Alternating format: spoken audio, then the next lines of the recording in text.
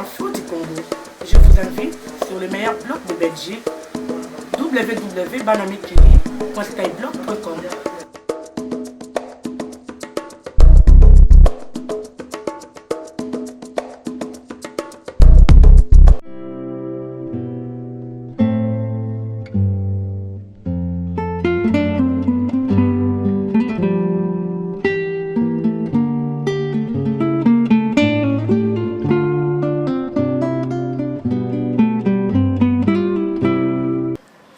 Honorable Clément Kankou, on vous retrouve aujourd'hui ici à Bruxelles, vraiment c'est un honneur de vous voir. D'abord, comment allez-vous? Dieu nous a fait grâce. Vous allez bien?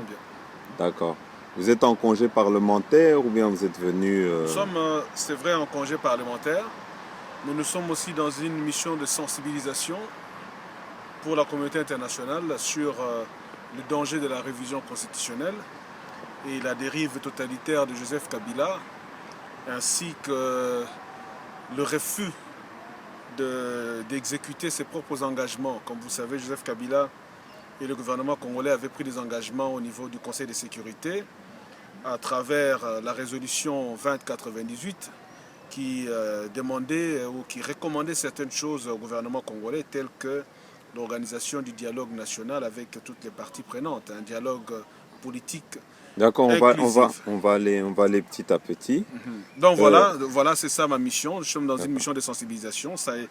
Nous l'avons fait à travers le monde, aux États-Unis. Maintenant, nous sommes ici en Belgique et on le fera aussi en Grande-Bretagne pour que la communauté internationale comprenne la situation que nous sommes en train de traverser aujourd'hui. Nous tirons donc la sonnette d'alarme pour ne pas que demain, ça se gâte davantage et que nous soyons tous perdants sur ce qui va se passer, parce qu'il est plus que temps qu'on prenne des choses au sérieux pour sortir de la situation dans laquelle nous sommes plongés aujourd'hui. Mais est-ce que votre campagne de sensibilisation, elle porte ses fruits? Mais absolument, nous avons une oreille attentive et comme vous le voyez, partout où nous sommes passés, nous voyons que les gens sont d'accord avec nous. C'est-à-dire qu'aujourd'hui, les langues se délient et les gens commencent à parler de plus en plus de ce besoin d'imposer, pourquoi pas, au gouvernement congolais de ne pas tomber dans le piège d'une révision constitutionnelle taillée une fois de plus sur mesure pour permettre tout simplement à Joseph Kabila d'avoir un autre mandat alors que la constitution est claire et qu'il y a des articles verrouillés qu'on ne peut pas toucher aujourd'hui.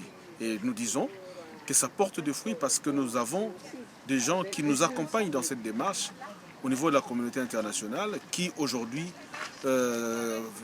vont faire ce combat avec nous pour amener le gouvernement à ne pas nous amener dans le chaos. Avant d'entrer dans le vif du sujet, ne pensez-vous pas qu'en tant que parlementaire de l'opposition, vous faites de la figuration au sein de ce Parlement et que toutes les décisions ou bien toutes les recommandations que vous pouvez prendre par rapport au Parlement ne sont ni entendues et sont la plupart bafouées? Qu'est-ce que vous en dites?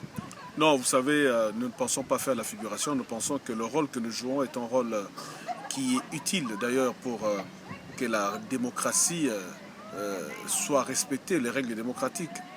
Et comme vous le savez, quelle que soit la situation dans laquelle nous sommes aujourd'hui, que nous soyons minoritaires dans ce Parlement, vous suivez les travaux à l'Assemblée nationale, la voix de l'opposition s'est fait entendre et les intérêts de la population, quand il faut dénoncer les méfaits de ce gouvernement, nous les faisons pour le bien de la population.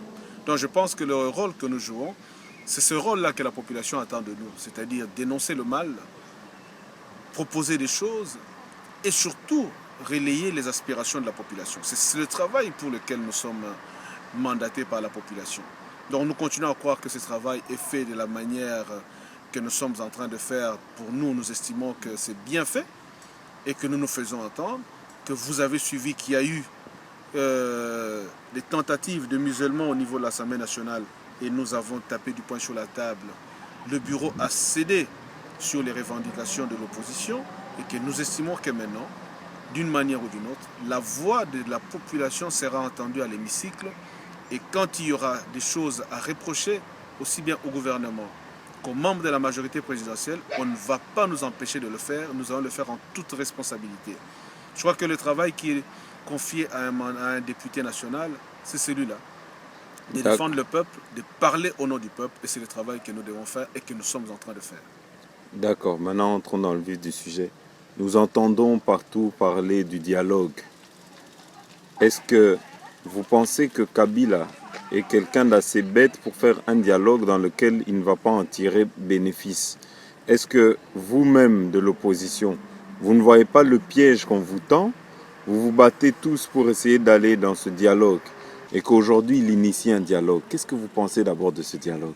Mais écoutez, vous avez vu que l'opposition a réservé une fin de non-recevoir au dialogue que le gouvernement a organisé. Et pourquoi? Parce que nous estimons que ce dialogue-là est biaisé. La base sur laquelle on a organisé ce dialogue n'est pas celle que nous attendions. C'est vrai que les Congolais doivent se parler. Il y a des choses importantes que nous devons dire. Nous estimons que la guerre d'agression que nous sommes en train de vivre une fois de plus est tout simplement la conséquence de la faiblesse de l'État, pour ne pas parler de l'absence de l'État. Pourquoi nous n'avons pas d'État? Pourquoi nous n'avons pas d'armée? Pourquoi nous n'avons pas de police professionnelle? Pourquoi nous n'avons pas de services de sécurité professionnels? Nous avons quelques gens qui travaillent au service d'une seule personne, comme si on avait instrumentalisé l'État congolais. Nous estimons que la mauvaise gouvernance, la corruption, tous les tares que nous avons mis sur le dos de ce gouvernement doivent se dire sur la place publique et nous devons le faire à travers un dialogue.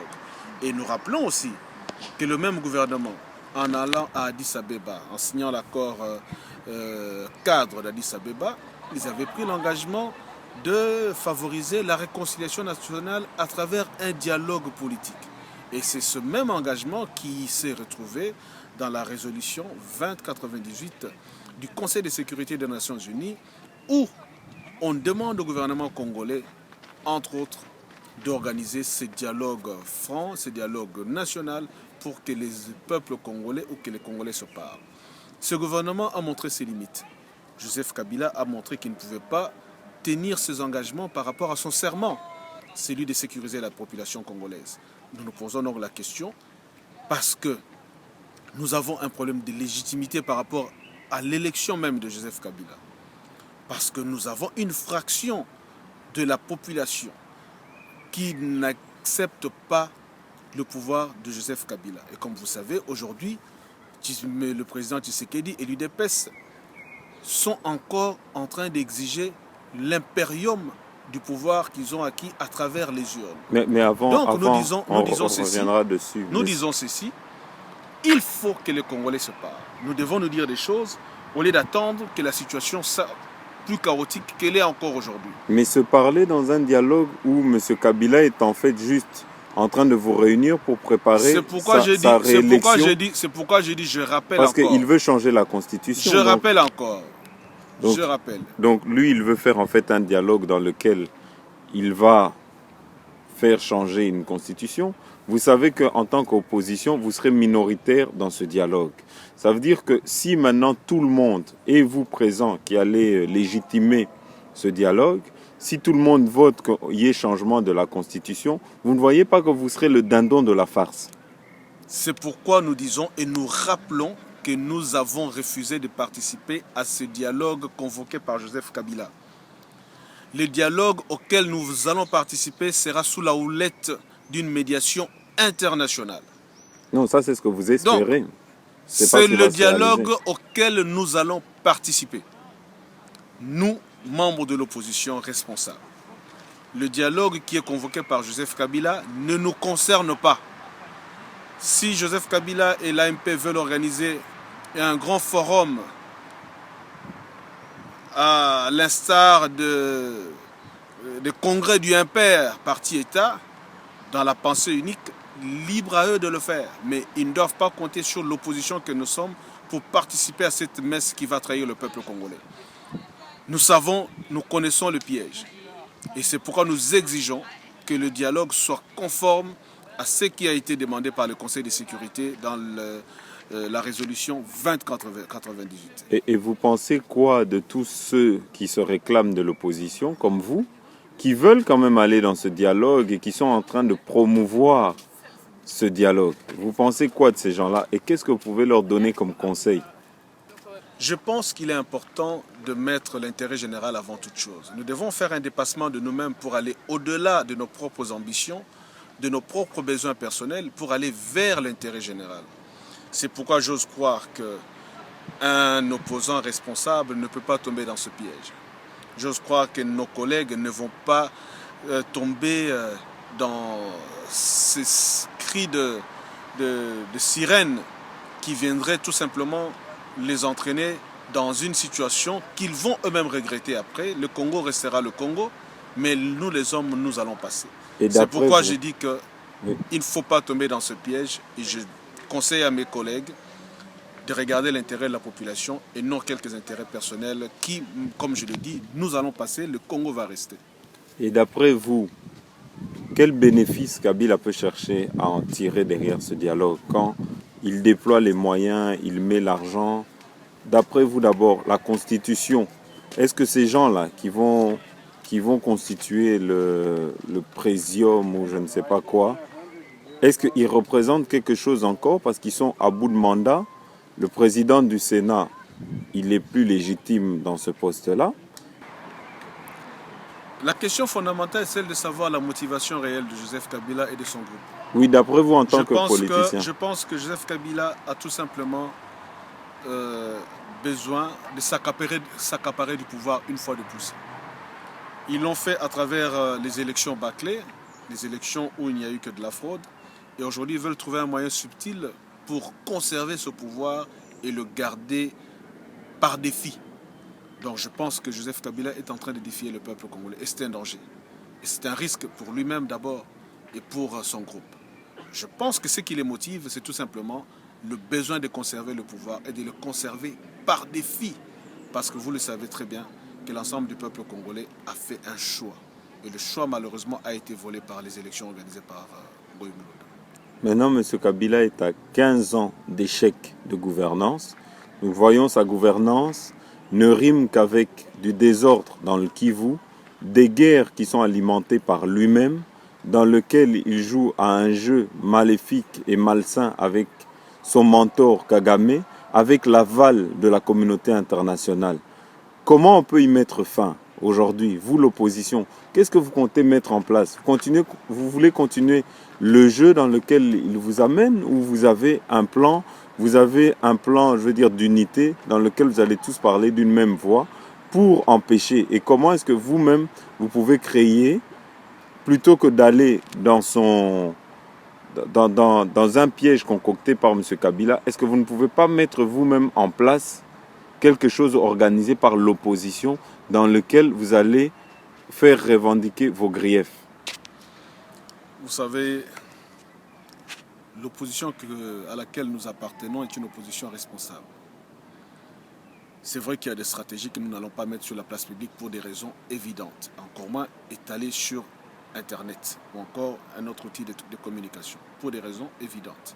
Mais je peux vous rassurer que nous sommes loin d'être une opposition naïve. Nous sommes en train de travailler pour l'intérêt de la population.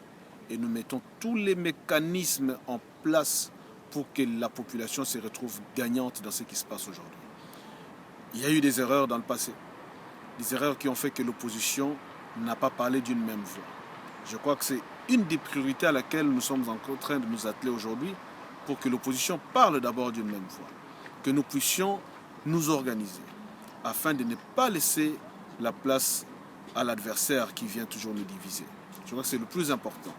Pour le reste, je peux vous rassurer et rassurer à la population que nous allons continuer à travailler pour l'unité de l'opposition d'abord, mais d'abord que cette unité amène l'opposition à être efficace pour mettre à genoux le pouvoir de Joseph Kabila et de sa majorité présidentielle. Et nous sommes en train de le faire dans le cadre d'abord de ce qui nous est reconnu à travers les institutions, mais aussi en travaillant dans la proximité avec la population. Comme vous savez, notre population a besoin d'être guidée. La population a besoin d'une élite qui guide, qui montre le droit chemin, qui montre ce qu'il faut faire. C'est pourquoi nous sommes lancés dans une campagne d'éveil des consciences. Un peuple sans conscience, c'est un peuple qui est voué à sa perte. C'est pourquoi nous voulons que notre peuple prenne conscience des enjeux, que le peuple prenne conscience de sa puissance, la puissance qu'elle détient, elle, cette population. Nous travaillons pour que la population comprenne que c'est elle qui doit décider. Nous avons vu dans d'autres pays, vous le voyez, c'est vrai qu'il y a eu des pays qui ont attendu longtemps, tels qu'en Égypte, en Tunisie. Vous voyez ce qui se passe à travers le monde. Je crois que le peuple congolais, c'est un peuple qui a suffisamment souffert pour ne pas aujourd'hui accepter encore davantage qu'on se foute de ce peuple, qu'on puisse le tourner en bourrique et qu'ils deviennent les dindons de la farce de petits pays comme le Rwanda. C'est pourquoi nous disons que le peuple doit prendre conscience d'abord des enjeux, de sa force, de sa puissance. Et en ce moment-là, le peuple va s'imposer par rapport à tous ceux qui veulent gouverner et s'imposer par défi. Maintenant, pour terminer, d'après vous, ce dialogue après ce dialogue, même si les Congolais se parlaient, quel sera le bénéfice du peuple? Qu'est-ce que le peuple va en tirer et pourra dire, voilà, il y a eu un dialogue, nos députés, nos représentants se sont retrouvés. En quoi est-ce qu'il pourra se sentir vraiment qu'il y a eu un avancement ou il y a eu quelque chose qui s'est passé? Parce qu'on voit déjà qu'il y a une gouvernance actuelle, mais depuis, de toute façon, que M. Kabila a arraché le pouvoir encore par la force, depuis les élections de 2011, il n'y a rien qui se fait. Vous savez, on a toujours dit que quelle que soit la durée de la nuit, le soleil apparaît un jour. Le maréchal Mobutu, du temps fort de la Deuxième République, a régné pendant 32 ans. Et vous avez vu ce qui s'est passé un jour. Nous continuons à croire que le peuple congolais ne doit pas désespérer. Le peuple doit se prendre en charge. Il doit d'abord prendre conscience des enjeux. Il doit prendre conscience de sa responsabilité pour ne pas que n'importe qui vienne faire n'importe quoi dans ce pays.